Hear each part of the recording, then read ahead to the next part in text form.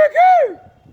Ntika mụ kene bi n'igwe kene kwa na kene iwe dị na n'ime ekene kana na-emerụ m nke onye chiri nya zeli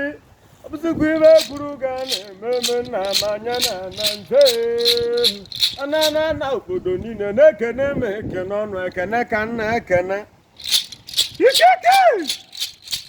Ịma na kịtịkpa gbala ọnya dị ngana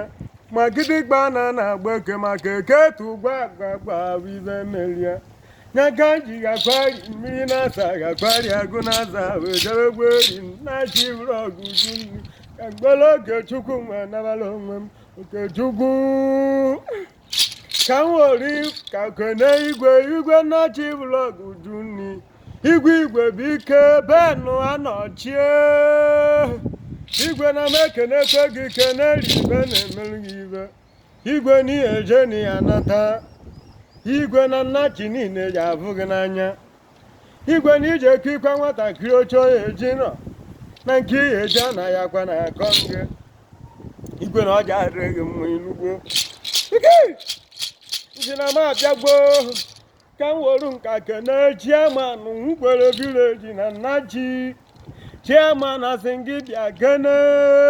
Chairman nkwere gị bịa kwari gị kirie mmọnwụ Chairman mgbuke vileji na n'ọnụ mmọnwụ sikwa gị bịa kwa ka ikirie mmọnwụ na ọja dị mekweri na mgbuke ka unu malụ asịkwa Chairman ụmụ eze kedebe nọ kinu n'okwu mmọnwụ na kịtịkpa agbagokwe na ọnya dị ngana ma gidigba na-agba eke ma eke tụkwa agwa ibe merie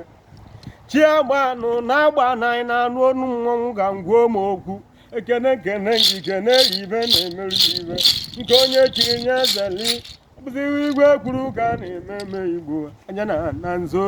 nna m Ikeke!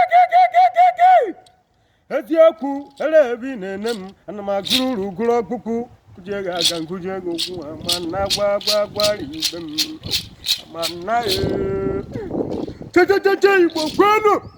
ụdị na-egwenu sikwana m ekene elu kene na kene ibe dị na n'ime na ibe kwuru ka a na-eme asịkwa m Igbo niile unu ga-adị ndụ dị ka nka ọchọ nke o ji eme gị chi ga-ekwenye asịkwa m na 2022 3rd of January na anyị ga-anọ na nnachi first of nnachi 2022 na ọ ji adị me nsi na oke mmọnwụ ga-agba n'ọgbụ ya nsị gị na gị bịa kirie mmọnwụ na aka gara aka adị akụ na-eri mmọnwụ na ka a na-ekwu a na-ete ka na ọka ị nụrụ ya ka ị ga-anụ ya ghọtagwo